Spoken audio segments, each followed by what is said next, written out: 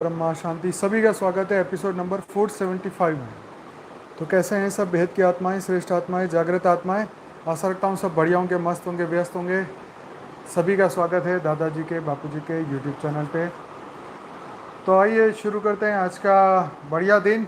और आज हमारे पास जो आर्टिकल है वो है अमृत आनंद उपनिषद से। हाँ जी, ये आज तक सुना नहीं है आपने, और मैं भी आज ही पहली बार इसको पढ़ा है और बहुत ही अच्छा लगा है। तो आज हम इसके ऊपर चर्चा करने वाले हैं। तो कृपया पूरा ध्यान से इसको सुनिएगा, बहुत ही गहरा इसके अंदर ज्ञान बताया हुआ है। तो चलिए आइए शुरू करते हैं बेहद का ज्ञान, बेहद का क्लास 475 नंबर का एपिसोड। तो अमृत आनंद अमृत नाद, अमृत आनंद पता नहीं कहाँ से आ गया, अमृत नाद उपनिषद। तो इंग्लिश में इसका स्पेलिंग होता है अमृत, AMRITANAND, अमृत आनंदा। इसे इंग्लिश में ऐसा लिखा जाता है और हिंदी में लिखते हैं अमृत नाद। तो चलिए शुरू करते हैं। यह उपनिषद कृष्ण यजुर्वेद से संबंधित है। इस उपनिषद में प्रणव में ओमकार की उपासना तथा योग के 6 अंगों प्रत्याहार, धारणा, ध्यान, प्राणायाम, तर्क मतलब समीक्षा, समाधि आदि का वर्णन किया गया है। 5 प्राणों के स्थानों का उल्लेख भी किया गया है। योग साधक को भय, क्रोध आदि मानसिक विकारों से मुक्त रहकर आहार, विहार, चेष्टा, कर्म, सोने जागने आदि को संतुलित बनाए रखने का निर्देश दिया गया है। साधना के फल स्वरूप देवतुल्य जीवन की प्राप्ति से लेकर मोक्ष प्राप्ति तक की उपलब्धियां का वर्णन यहाँ पे है। यह उपनिषद क्रिया का ज्ञान देती है तथा जीवन यापन का तरीका बताती है। तो ऑब्वियसली उपनिषद है तो जीवन जीने के तरीके तो बहुत गहराई से बताए जाते हैं। शास्त्राणी श्लोक बोलने लगा मैं। इसका एक श्लोक है, उसका मतलब है ज्ञानवान मनुष्य का यह कर्तव्य है कि वह शास्त्रों का अध्ययन करके बारंबार उनका अभ्यास करते हुए परम ब्रह्म को जाने। आकाश विद्युत की क्रांति के समान क्षण भंगुर इस जीवन को आलस्य प्रमाद से नष्ट न करे। कितनी गहरी बात है। ज्ञानी पुरुष ओमकार रूपी रथ में सवार होकर तथा भगवान विष्णु को अपना सारथी बनाकर ब्रह्मलोक के परम पद की कामना करता हुआ भगवान रुद्र की आराधना में तल्लीन रहे। प्राणी यदि सांसारिक सुख उपभोगों पर सवार हो जाता है तो क्षीण हो जाता है। जब ओमकार रूपी रथ में होता है तो पर ब्रह्म तक पहुंच जाता है। एक्चुअली संस्कृत का श्लोक है और नीचे हिंदी एक्सप्लेनेशन है, तो मैं सिर्फ हिंदी ही पढ़ रहा हूँ क्योंकि संस्कृत मेरी वैसे ही खराब है और वो पढ़ने में हमारा समय भी काफ़ी जाएगा। तो उस ओंकार रूपी रथ के द्वारा तब तक चलना चाहिए जब तक रथ द्वारा चलने योग्य मार्ग है। जब वह मार्ग पूर्ण हो जाता है तब उस रथ को छोड़कर मनुष्य को स्वतः ही प्रस्थान करना है। प्रत्याहार, ध्यान, प्राणायाम, धारणा, तर्क तथा समाधि, इन 6 अंगों से युक्त साधना को योग कहा गया है।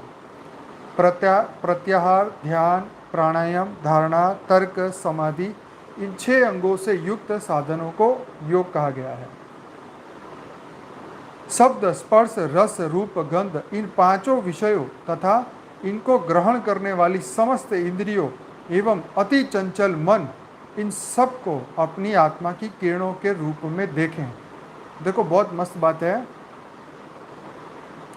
शब्द, स्पर्श, रस, रूप, गंध, इन 5 विषयों तथा इनको ग्रहण करने वाली समस्त इंद्रियां एवं अति चंचल मन, इन सबको अपनी आत्मा की किरणों के रूप में देखें। बहुत बड़ी बात है कि ये जितनी भी 5 विषय हैं और उनको ग्रहण करने वाली समस्त इंद्रियां और उस इंद्रियों को भी चलाने वाले अति चंचल मन, इन सबको अपनी आत्मा की किरणों के रूप में देखें। ये लाइन गजब की है, पहली बार ही पढ़ी। अर्थात आत्मा के प्रकाश से ही मन की सत्ता है। देखो बहुत गहरी बात है, फिर से बताऊंगा। आत्मा के प्रकाश से ही मन की सत्ता है और उसी से शब्दादि विषयों की सत्ता है। बिल्कुल सही बात है कि आत्मा के प्रकाश से ही मन की सत्ता है। मन को पावर कहाँ से मिलती है? हाँ, आत्मा से ही तो पावर जाती है। मन, आत्मा से पावर जाती है बुद्धि में, और आत्मा से ही पूरे सूक्ष्म शरीर, कारण शरीर में पावर जाती है, और उसी से शब्दादि विषयों की सत्ता है। शब्दादि विषय की सत्ता है। तो मन को विषय कहाँ से मिलता है? तो आत्मा के प्रकाश से ही मन की सत्ता है और उसी से शब्दादि विषयों की सत्ता है। इस प्रकार के आत्मचिंतन को प्रत्याहार कहते हैं। हाँ जी, इस प्रकार के आत्मचिंतन को प्रत्याहार कहते हैं। जिस प्रकार पर्वतों में उत्पन्न धातुओं का मेल अग्नि में तपाने से भस्म हो जाता है, उसी प्रकार इंद्रियों के समस्त दोष प्राणायाम की प्रक्रिया से भस्म हो जाते हैं। प्राणायाम द्वारा इंद्रियों के विकार तथा धारणा के माध्यम से कुसंस्कार भस्म होंगे। देखो बहुत बड़ी बात है। प्राणायाम के द्वारा इंद्रियों के विकार तथा धारणा के माध्यम से कुसंस्कार भस्म होंगे। प्रत्याहार के द्वारा इंद्रियों के संसर्ग से उत्पन्न दोष तथा ध्यान के द्वारा अनिश्वरीय गुणों का नाश होगा। इस प्रकार इंद्रियों के दोषों का समन करते हुए ब्रह्म का चिंतन करना चाहिए। फिर से इस पैराग्राफ को पढ़ूंगा। प्राणायाम द्वारा इंद्रियों के विकार तथा धारणा के माध्यम से कुसंस्कार भस्म होंगे। प्रत्याहार के द्वारा इंद्रियों के संसर्ग से उत्पन्न दोष तथा ध्यान के द्वारा अनिश्वरीय गुणों का नाश होता है। जो अनिश्वरीय मतलब जो ईश्वरीय नहीं है, ऐसे अवगुण का नाश होता है। इस प्रकार इंद्रियों के दोषों का समन करते हुए, इंद्रियों के दोषों का समन करते हुए मतलब इस सभी दोषों को बुद्धि के अंदर से उसको नष्ट करते हुए, उसका अस्तित्व को खत्म करते हुए, उनकी सत्ताओं को मन से हटाते हुए, उनके विषयों के चिंतनों को खत्म करते हुए ऐसा मानना है कि इनकी सत्ताएं अब है ही नहीं, इनकी सत्ताएं अब खत्म हो चुकी है। इस तरीके का धारणा के माध्यम से कुसंस्कार भस्म हो गए। इस प्रकार इंद्रियों के दोषों का समन करते हुए ब्रह्म का चिंतन करना चाहिए। रेचक क्या है? अर्थात श्वास को बाहर छोड़ना। तो प्राणायाम के अंदर एक रेचक क्रिया होती है, आप YouTube में सर्च कर सकते हैं। आगे है पूरक। पूरक अर्थात श्वास को अंदर खींचना। पूरक मतलब अंदर खींचना, रेचक मतलब बाहर छोड़ना, एवं कुंभक अर्थात श्वास को अंदर या बाहर स्थिर करना। 3 तरह के प्राणायाम कहे गए हैं, रेचक, पूरक और कुंभक। तो ये 3 का क्या महत्व है ये सुनते हैं। ब्रह्म का ध्यान करते हुए उक्त प्रकार प्राणायाम करना चाहिए। तो यहाँ पे प्राणायाम का महत्व बता रहे हैं कि ब्रह्म का ध्यान करते हुए प्राणायाम करना चाहिए। नासिका द्वारा वायु को आकाश में विलीन कर मन को चिंतन से रिक्त करते हुए, देखो नासिका से वायु को आकाश में निकालकर मन को चिंतन से रिक्त करते हुए, मतलब मन में कोई भी चिंतन जो है उससे रिक्त करना है, मतलब मन को खाली करना है, करते हुए शून्य भाव में स्थिर होकर, मतलब मैं आत्मा हूँ, आत्म भाव में स्थिर होकर करने की प्रक्रिया ही रेचक है। जिस प्रकार व्यक्ति का कमल नाल द्वारा धीरे धीरे जल को ग्रहण करता है, उसी प्रकार मंद गति से प्राण वायु को अंदर खींचने की प्रक्रिया पूरक है। तो उसमें पूरक जो प्रक्रिया है प्राणायाम में, धीरे धीरे अंदर श्वास को अंदर ग्रहण करते हैं, धीरे धीरे, ये पूरक है। श्वास को न तो अंदर खींचे न ही बाहर निकाले तथा शरीर में कोई हलचल भी न करे। इस प्रकार से प्राण वायु को रोकने की प्रक्रिया कुंभक है। अब ज़्यादा डिटेल तो मुझे इसमें नहीं पता है, आप खुद ही सर्च करिएगा ये 3 को कैसे वो किए जाते हैं प्रैक्टिकली। तो यहाँ बताया कि ये कुंभक है। बुद्धिमान मनुष्य मन को संकल्प के रूप में जानकर, फिर से ध्यान से इधर पूरा फोकस, बुद्धिमान मनुष्य मन को संकल्प के रूप में जानकर उसे आत्मा में लय कर दे और आत्मा को परमात्मा के ध्यान में स्थिर कर दे। कितनी गजब की बात है। तो क्या कहा, बुद्धिमान मनुष्य की बात है, उल्लू लोगों की बात नहीं है।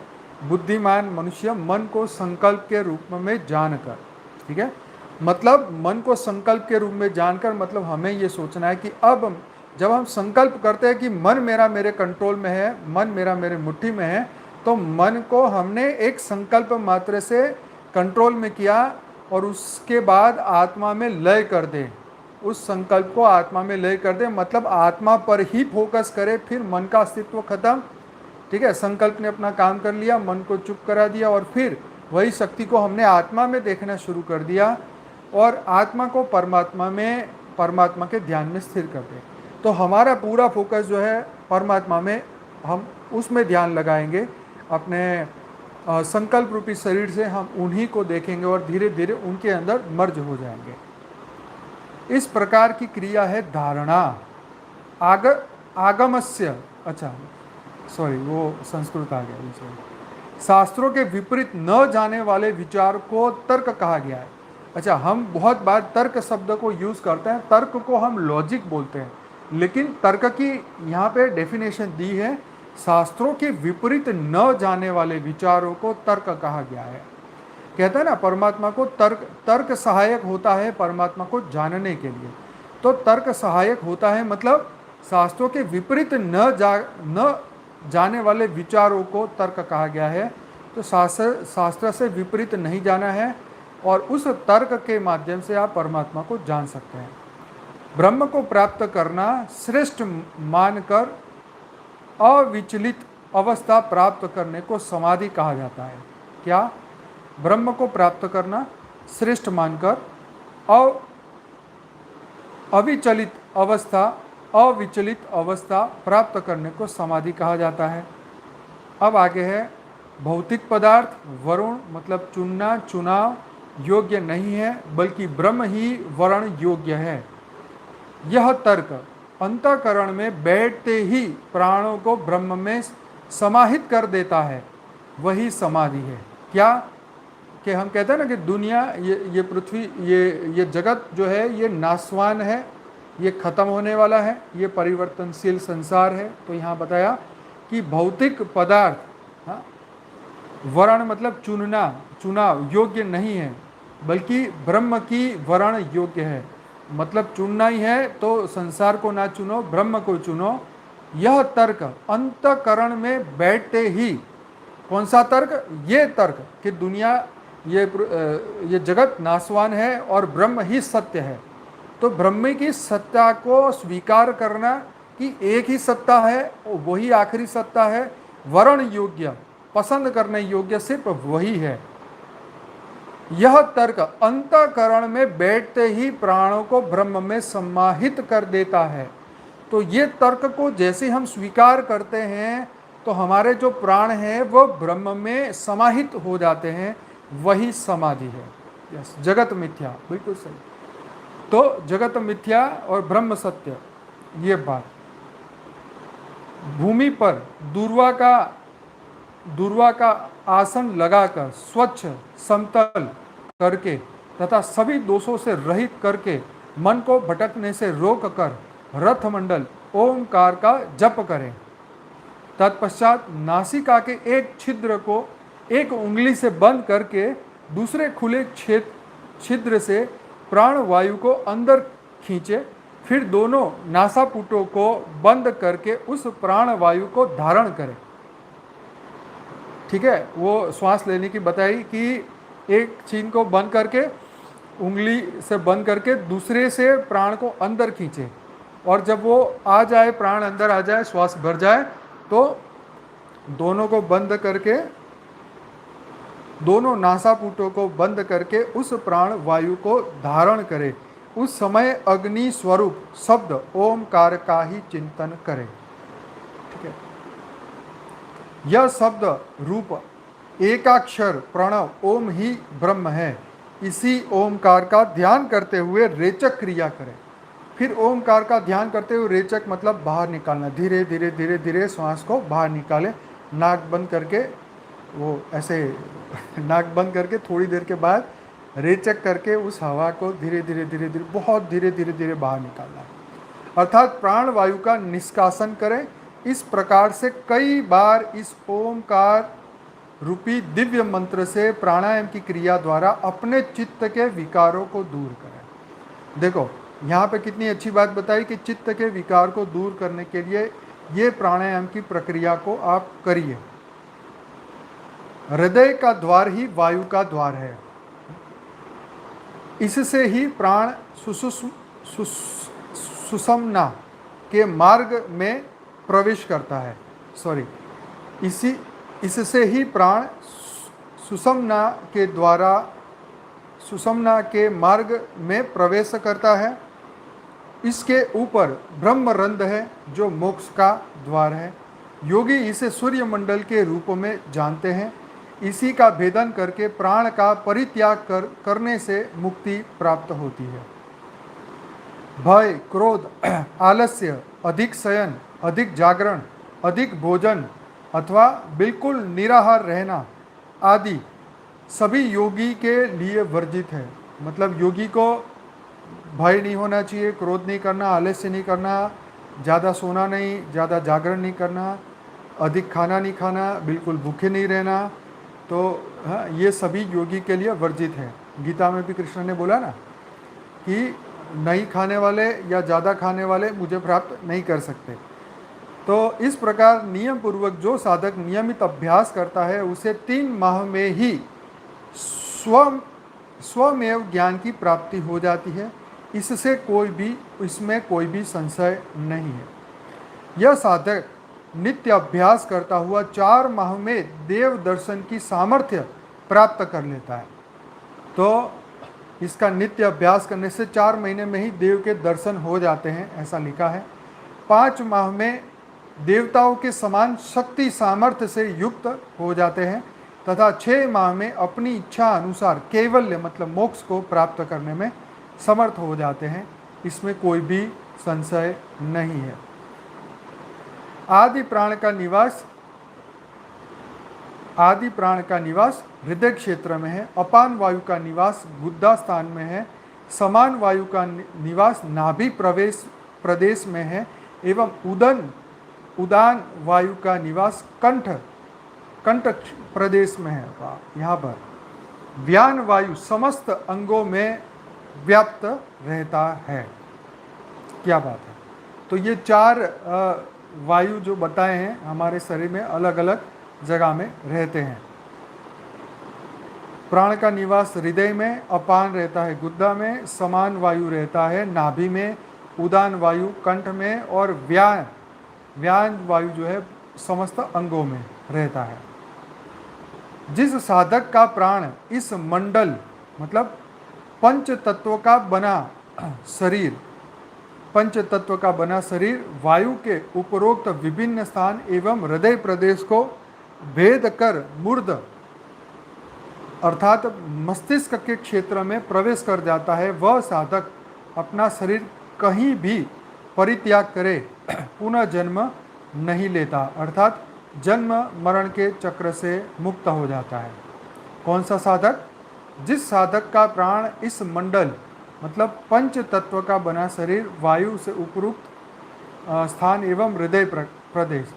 तो ये कहा कि जिस साधक का प्राण इस मंडल को भेद कर अर्थात मस्तिष्क के क्षेत्र में प्रवेश कर जाता है। मतलब मस्तिष्क के क्षेत्र में तो हमारी आत्मा है। अब यहाँ पे जिसका प्राण, जिनको इन्होंने बोला कि ये हृदय में है, अगर जिसका प्राण यहाँ आत्मा में यहाँ पे मस्तिष्क के क्षेत्र में प्रवेश कर जाता है, वह साधक अपना शरीर कहीं भी परित्याग करे पुनः जन्म नहीं लेता। मतलब आत्म स्वरूप में स्थिर होने की बात है, आत्मज्ञान की बात है। सिर्फ शरीर से आत्मा निकलने से कर्म बंधन तो खत्म नहीं होंगे ना। क्यों? कर्म बंधन है तब तक तो जीवन मृत्यु होना ही होना है। तो यहाँ बात करी है आत्मज्ञान की और आत्मा की अनुभूति की और आत्मा की जागृति की। जब तुम्हारा प्राण ही वो आत्मा है, तुम्हारे को ये समझ में आ जाए कि अब आत्म कल्याण ही एक आखिरी उपाय है और फिर शरीर का त्याग होता है, तब वो पुनर्जन्म में नहीं पड़ता और जीवन मृत्यु के चक्र में आता है। यही उपनिषद का रहस्य है। तो यही अमृतनाद उपनिषद यहाँ समाप्त होता है। तो छोटा सा आर्टिकल है और बहुत बढ़िया इसके अंदर ये बात बताई है। तो चलिए इस आर्टिकल को यहीं समाप्त करते हैं, पर हमारे पास एक और है, एक और आर्टिकल है जो कि वायर बीच में आ गया। तो मार्कंड पुराण का एक आर्टिकल है, वो अभी हम पढ़ने वाले हैं, समय कम है।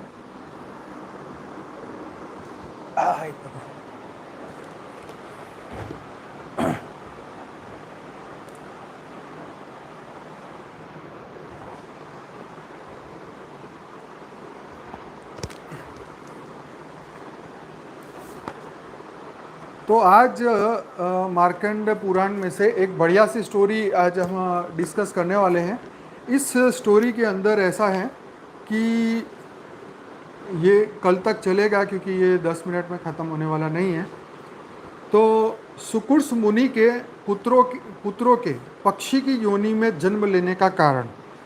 तो एक मुनि थे, उनके पुत्र उनके बच्चे जो हैं ये पक्षी योनि में क्यों गए, और सिर्फ इतना ही नहीं, उसके पीछे काफ़ी रहस्य की बात है। तो इस आर्टिकल को आपको ध्यान से सुनना पड़ेगा, समझना पड़ेगा और पूरा फोकस इधर करना पड़ेगा, क्योंकि ये बहुत इंटरेस्टिंग स्टोरी है। इसको अगर आज ख़त्म तो नहीं होगा, कल ख़त्म होगा, तो आज और कल में इसको समेटना पड़ेगा। तो चलिए शुरू करते हैं। शुरू करने से पहले आपको एक फ़ोटो दिखा देता हूँ, इसके अंदर जो बताया गया है यहाँ पे, और तो फ़ोटो देखने से थोड़ा आपका ईगरनेस और बढ़ेगा। तो मार्कंड जी कहते हैं, जैमी ने अरिष्ट नेमि के पुत्र पक्षीराज गरुड़ हुए। गरुड़ के पुत्र संपत्ति के नाम से विख्यात हुए। संपाति का पुत्र शूरवीर सुपार्थ था। सुपार्थ का पुत्र कुंभी और कुंभी का पुत्र प्रलोलुप हुआ। अच्छा है आजकल ऐसे नाम नहीं है, नहीं तो हम लोग याद भी ना कर सकते। ठीक है। तो उसके भी 2 पुत्र हुए। उनमें से एक का नाम था कड़क और दूसरे का नाम था कंधर था। कंधर के ताक्षी नाम की कन्या हुई, ताक्षी। ठीक है, जो पूर्व जन्म में श्रेष्ठ अप्सरा वपु थी और दुर्वासा मुनि के श्राप से दग्ध हो पक्षिणी के रूप में प्रकट हुई थी। हमने लास्ट चर्चा की थी, उसमें हमने बताया था कि वो नारद जी को खुश करने के लिए नारद जी ने टास्क दिया था कि भाई दुर्वासा मुनि का योग भंग करके बताओ। तो विपु नामक अप्सरा थोड़ी डॉट डाई हुई, होशियार हुई और उसको श्राप मिला और वो पक्षी बन गई। तो पक्षी बनने के बाद क्या हुआ ये यहाँ पे बताया। तो मंदपाल पक्षी के पुत्र द्रोण ने कंधर की अनुमति से उस कन्या से विवाह किया। कुछ काल के बाद ताक्षी गर्भवती हुई। उसका गर्भ अभी 3.5 महीने का ही था कि वह कुरुक्षेत्र में गई। वहाँ कौरव और पांडव का भयंकर युद्ध छिड़ा हुआ था। मतलब ये कौन से समय की बात हो रही है? ये कौरव पांडव की लड़ाई हो रही है, तब की बात हो रही है, कुरुक्षेत्र की।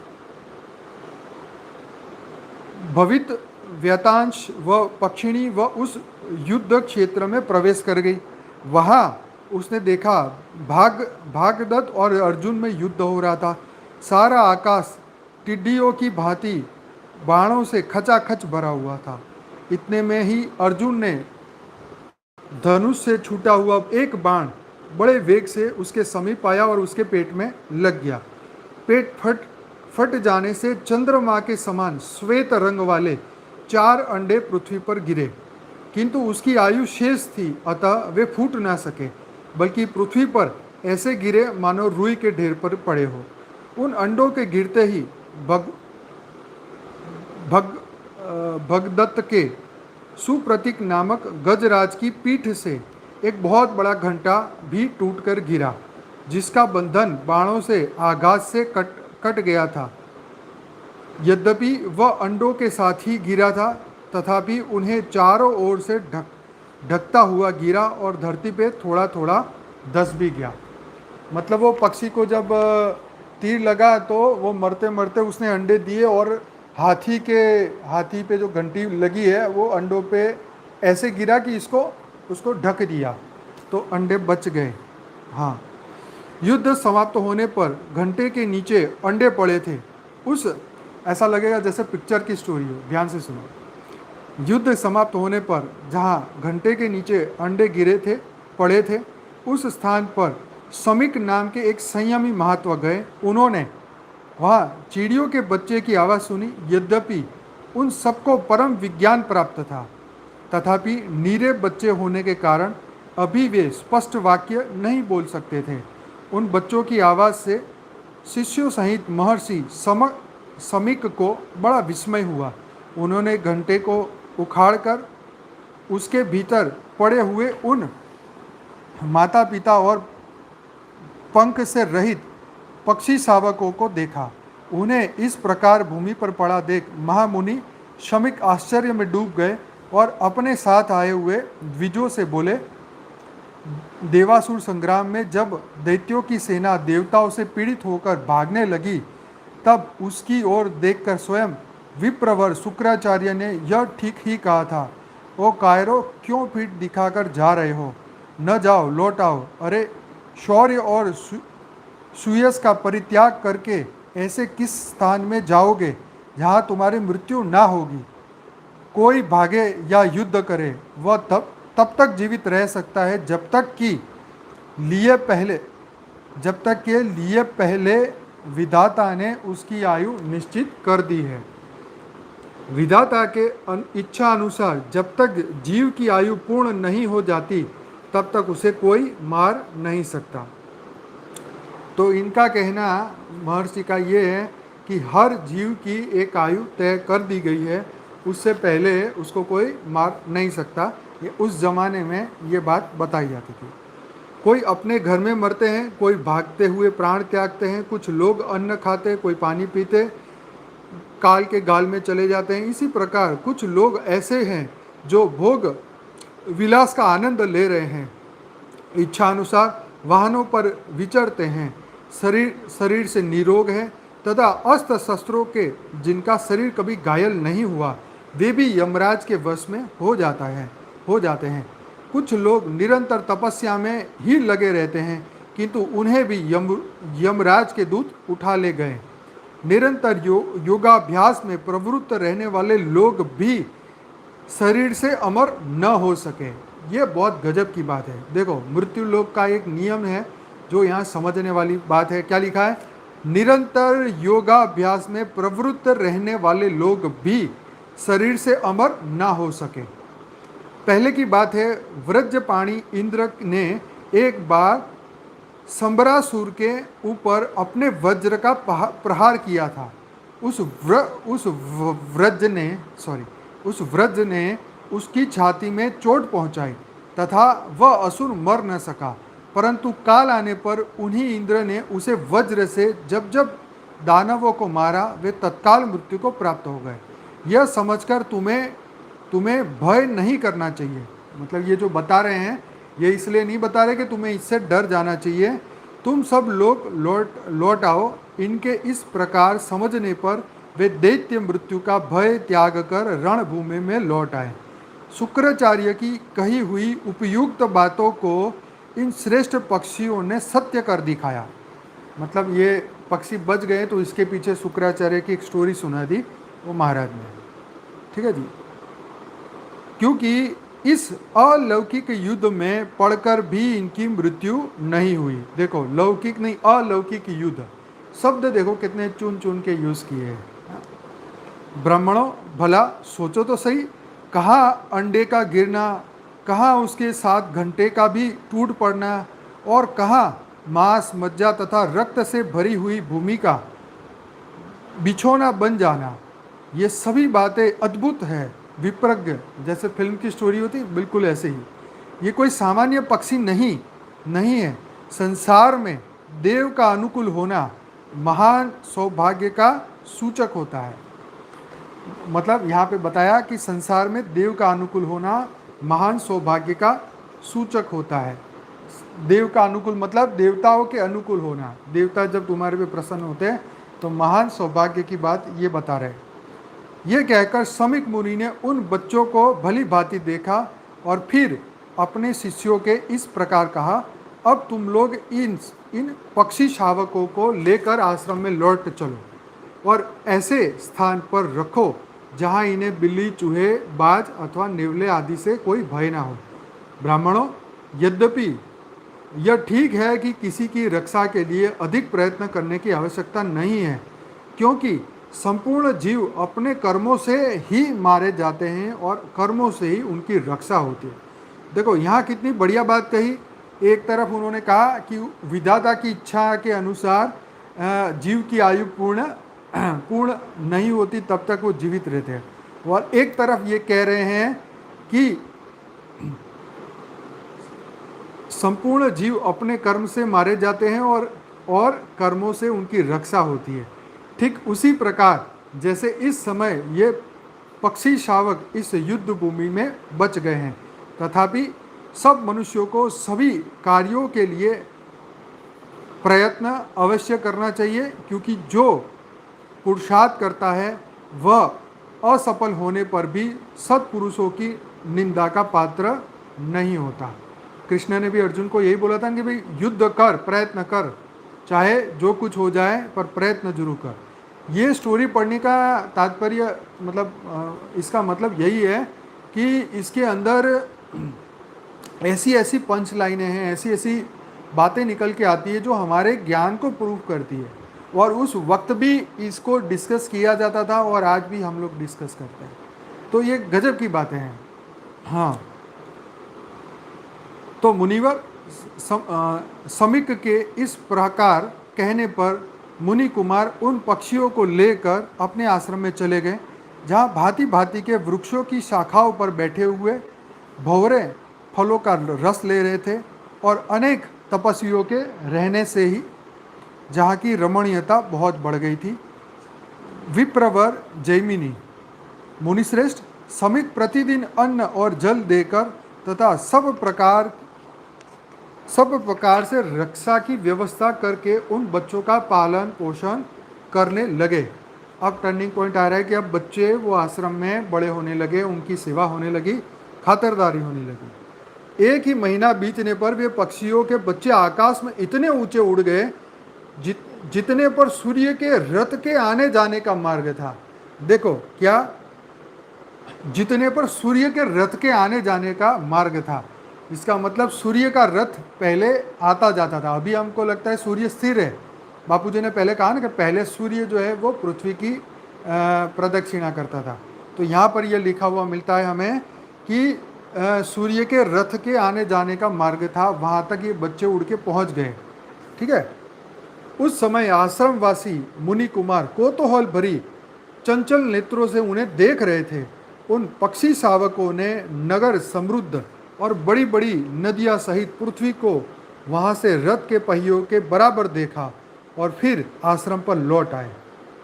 पृथ्वी को वहां से रथ के पहियों के बराबर देखो। दूसरी बात जो कह रहे हैं ना, पृथ्वी गोल है या सपाट है, प्लेन है या गोल है, तो इसका यहाँ पे क्या बोला कि पृथ्वी जो है रथ के पहियों की तरह दिख रही थी, वहाँ होके वो पक्षी वापस आए, मतलब ऑलमोस्ट स्पेस में जाके वापस आ गए होंगे। उस वक्त स्पेस की डेफिनेशन कुछ और हो सकती है। अच्छा, तिर्यक योनि में उत्पन्न हुए ये महात्मा पक्षी अधिक उड़ने के कारण परिश्रम में थक गए। अब देखो, इनको महात्मा पक्षी कहा गया क्योंकि ये पक्षी साधारण नहीं थे, तो वो थक गए थे। एक दिन महर्षि सीमक अपने शिष्यों पर कृपा करने के लिए उन्हें धर्म के तत्व का उपदेश कर रहे थे। उस समय वहाँ महर्षि के प्रभाव से उन पक्षियों के अंतःकरण में स्थित ज्ञान प्रकट हो गया। अब देखो कमाल की बात है क्या उस समय महर्षि के प्रभाव से उन पक्षियों के अंतःकरण में स्थित ज्ञान प्रकट हो गया। तो उस पक्षियों में ज्ञान प्रकट हो गया। फिर तो उन सब ने महर्षि की परिक्रमा की और उनके चरणों में मस्तक झुकाया। देखो कितनी कमाल की बात है जी। तत्पश्चात वे बोले, मुने, आपने भयानक मृत्यु से हमारा उद्धार किया है। अब देखो, अब उनकी बारी, पक्षियों की। आपने हमें रहने के लिए स्थान, भोजन, जल प्रदान किया। आप ही हमारे पिता और गुरु हैं। हम लोग जब गर्भ में थे तभी माता की मृत्यु हो गई। पिता ने भी हमारी रक्षा नहीं की। आपने ही पधार कर हमें जीवदान दिया और शैशव अवस्था में हम लोगों की रक्षा की। हम कीड़ों की तरह सूख रहे थे। आपने हाथी के घंटे को उठाकर हमारे संकट का निवारण किया। अब हम बड़े हो गए हैं, हमें ज्ञान भी हो गया, अतः आज्ञा दीजिए, हम आपकी क्या सेवा करें। वाह, तो पक्षी कितने बढ़िया है। अब वो कह रहे कि आज्ञा दो, हम क्या सेवा करें। तो महर्षि अपने पुत्र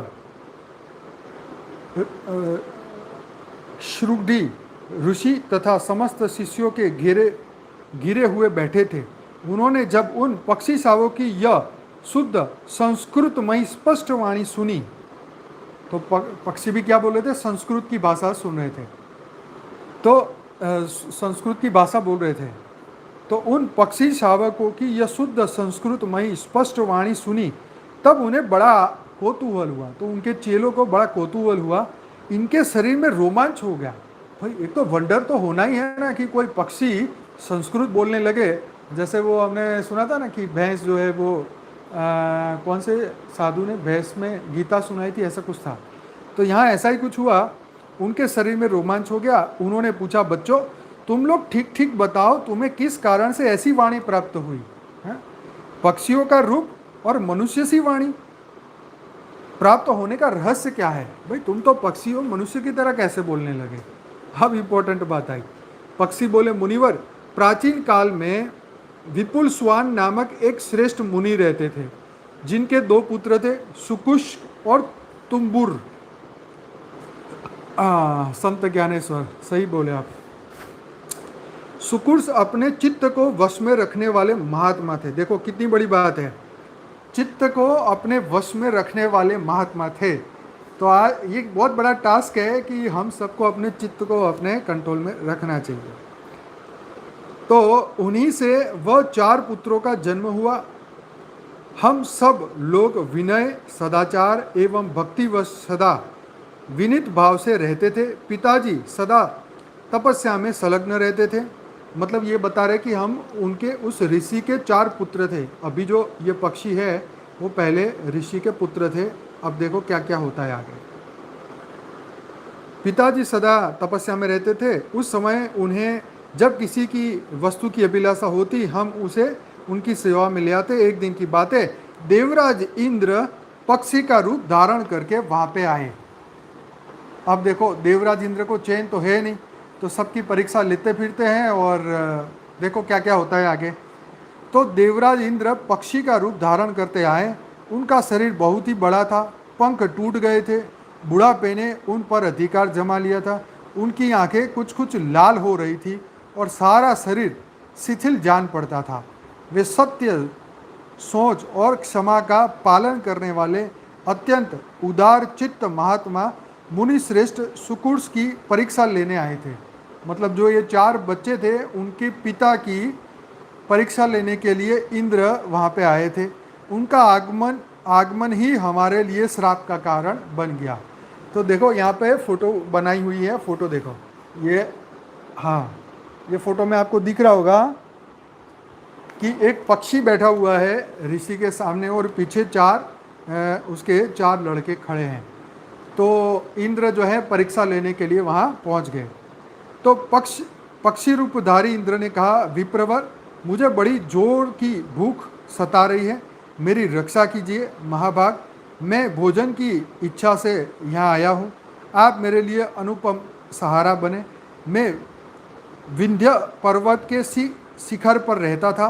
वहाँ से किसी प्रबल पक्षी के पंख से प्रकट हुई अत्यंत वेग वायु के झोंके खाकर पृथ्वी पर गिर पड़ा और मूर्छित हो गया। 1 सप्ताहवश मुझे होश नहीं हुआ। 8वें दिन मेरी चेतना लौटी। सचेत होने पर मैं भूख से व्याकुल होने लगा। भोजन की इच्छा से आपकी शरण में आया हूँ। इस समय मुझे तनिक भी चैन नहीं है। मेरे मन में बड़ी व्याथा हो रही है। विमल बुद्धि वाले महर्षि, अब आप मेरी रक्षा रक्षा कीजिए, भोजन दीजिए, जिससे मेरी जीवन यात्रा चालू रहे। तो इंद्र ने भीख मांगना शुरू कर दिया। यह सुनकर महर्षि ने, और ये झूठ पे झूठ कितना बोल रहा है देखो, कि मैं 7 दिन वहाँ रहा, फिर मेरी आंखें बंद हो गई, फिर मैं उठा, भूख लगा तो मैं तुम्हारे पास आया। यह सुनकर महर्षि ने उस पक्षी रूपधारी इंद्र से कहा, मैं तुम्हारे प्राण की रक्षा के लिए तुम्हें यथेष्ट भोजन दूंगा। ठीक है। ये कहकर द्विज श्रेष्ठ सुकुर्ष ने पुनः उससे पूछा, मुझे तुम्हारे लिए कैसे आहार की व्यवस्था करनी होगी? वेज चाहिए या नॉन वेज चाहिए? उन्होंने कहा, मुने मनुष्य के मांस से मुझे विशेष तृप्ति हो रही है। अब बताओ, ये महाराज इनको नॉनवेज चाहिए, वो भी मनुष्य का ही भोजन खाना है। बताओ, मनुष्य को ही खाना है। इसको अच्छी तरह, हमारे जैसे यहाँ के धरती लोग के मनुष्य होते तो डंडे लेके भगाते कि निकल यहाँ से, खाने के लाले पड़े हो, तुझे मनुष्य को खाना है, जा यहाँ से घास खा ले जाके, चूहे पकड़ के खा ले। मजा की बात है। तो ऋषि ने कहा, अरे कहाँ मनुष्य का मांस और कहाँ तुम्हारी वृद्धावस्था।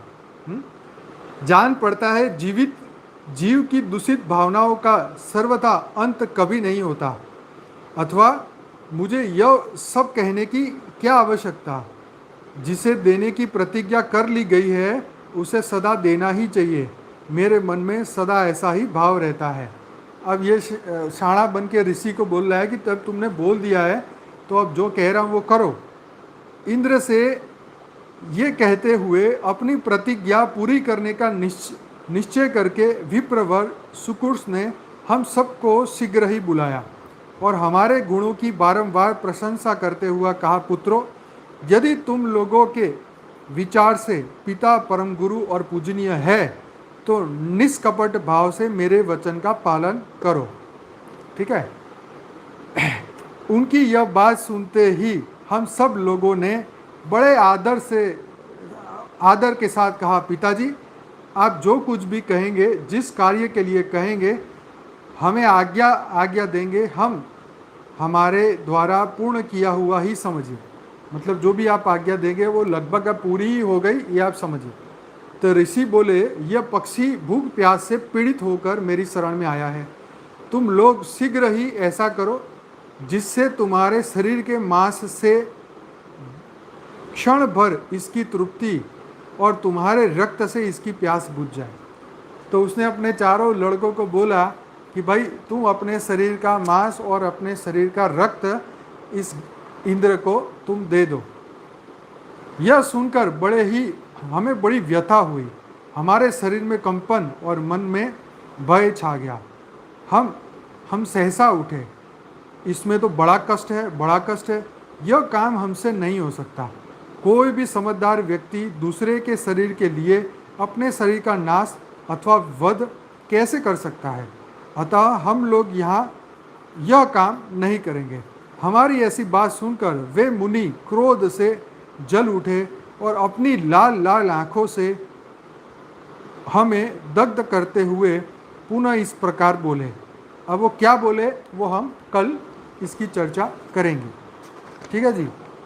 तो कल इसकी चर्चा करते हैं कि अब उनकी क्या पनिशमेंट हुई है और उसके बाद इनके कैसे कल्याण हुआ है और उनको कौन सा आशीर्वाद भी मिला और क्या श्राप भी मिला, ये सब हम चर्चा कल करेंगे। तो आशा रखता हूँ आपको ये स्टोरी पसंद आ रही होगी, समझ में आ रहा होगा कि पूर्व जन्म में ये सभी चीज़ें, जैसे बीके वाले बोलते हैं ना कि मनुष्य ही बनता है और वो पक्षी या पशु नहीं बनता, तो उनको ये पढ़ाने की ज़रूरत है कि ये देखो ऐसे एक नहीं हज़ारों उदाहरण हमारे शास्त्रों में दिए गए हैं जहाँ पे मनुष्य योनि से नहीं उस अप्सराओं को भी जानवर बनना पड़ा। उस अरे अप्सराओं की बात छोड़ो, देवराज इंद्र को भी अजगर योनि में 10,000 साल तक रहना पड़ा। ठीक है, तो देवता बनना कोई बड़ा टास्क नहीं है। ठीक है, देवता बनने के बाद भी ऐसा देखो दिमाग कैसा चलता है इंद्र का, है। गीध बन के पहुंच गया भीख मांगने, है, और फिर झूठ बोलने लगा। तो ये सब चीज़ें तो ये सब चीज़ें बड़ी कमाल की है। और ये जब ये बोलते हैं कि शास्त्र झूठे हैं तो लोग पढ़ते नहीं हैं और इसको मजाक समझते हैं। लेकिन अब हमें सबको जागृति करनी है कि शास्त्र सच्चे हैं और ये करोड़ों वर्ष का ड्रामा है। इसमें ये सब कुछ हो चुका है, एक बार नहीं कई बार। तो चित्तौड़गढ़ में भी ऐसी कोई कहानी है जहाँ पे एक तोता था। हम लोग घूमने गए तो वहाँ के गाइड ने हमें एक स्टोरी बताई थी। तोते ने राजा के कान में बोला, और अब तो कुछ याद नहीं है, शायद एक बार वीडियो में भी कही थी। तो ऐसी बहुत सारी कहानियाँ हैं हमारे भारत के इतिहास में। तो कभी ऐसे ढूंढेंगे तो चर्चा भी करेंगे। तो चलिए अभी फ़िलहाल योग करते हैं, आखिरी 15 मिनट सब अपनी अपनी आंखें बंद करें। यस, ये कर्मों की गुह्य गति है, जो जानेगा वही जानेगा, जो नहीं जानेगा वो नहीं जानेगा। चलिए एकदम रिलैक्स हो जाइए, आंखें बंद करके परम शांति की अवस्था में आ जाइए। 15 मिनट का योग बहुत ही इम्पोर्टेंट है। पूरे दिन का स्ट्रेस, तनाव, टेंशन सब कुछ ख़त्म करने के लिए, अपने आप को रिचार्ज करने के लिए, भरपूर शक्ति, परम लाइट, परम प्रकाश भरने के लिए 15 मिनट का योग बहुत ही इम्पोर्टेंट है। इस 15 मिनट में देश दुनिया को भूल जाइए, देह और देह के सर्व संबंध को भूल जाइए, एकदम रिलैक्स हो जाइए और आत्मा स्वरूप में स्थिर हो जाइए। अपने पूरे प्राण को आत्मा में स्थिर कर दीजिए और आत्मा को परमात्मा में स्थिर कर दीजिए। यही समाधि है जो आज हमने सीखा अमृत नाद उपनिषद के अंदर। तो सभी बेहद की आत्माएं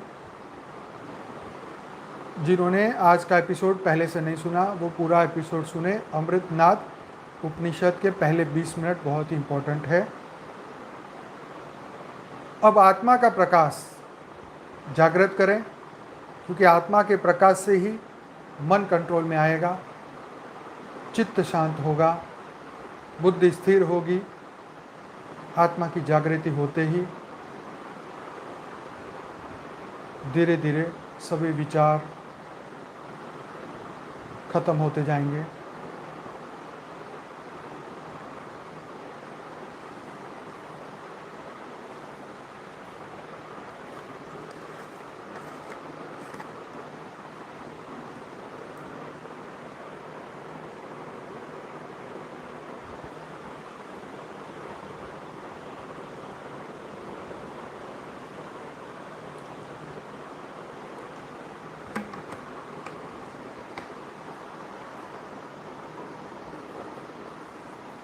सभी बेहद की आत्माएं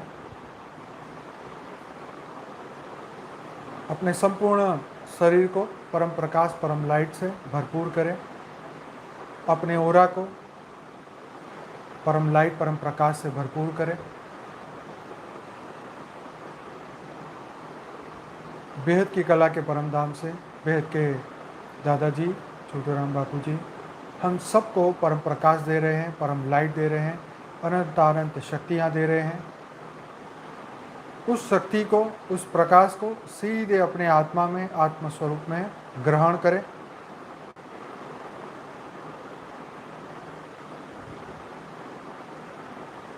प्योर वाइट लाइट का ये प्रकाश सीधे हमारी आत्मा से स्थूल शरीर, सूक्ष्म शरीर, कारण शरीर, महाकारण शरीर, परम महाकारण शरीर में आ रहा है।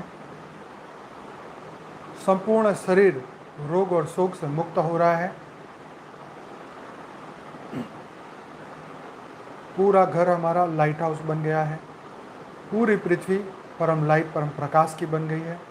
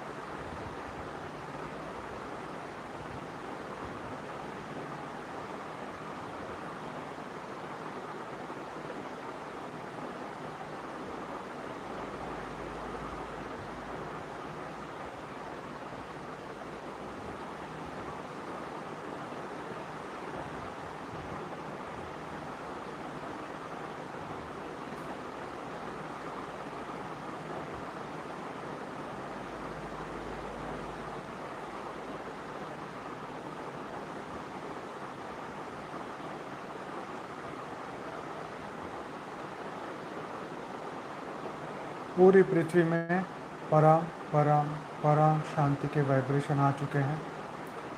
परम लाइट, परम प्रकाश पूरी पृथ्वी पे फैलता जा रहा है।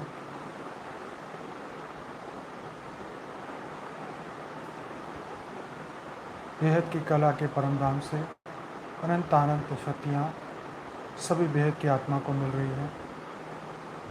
पूरी पृथ्वी परम परम शांति के वाइब्रेशन से भरती जा रही है। सभी दिव्य आत्माएं जागृत हो रही हैं। 9 लाख बेहद की आत्माएं जागृत हो रही हैं।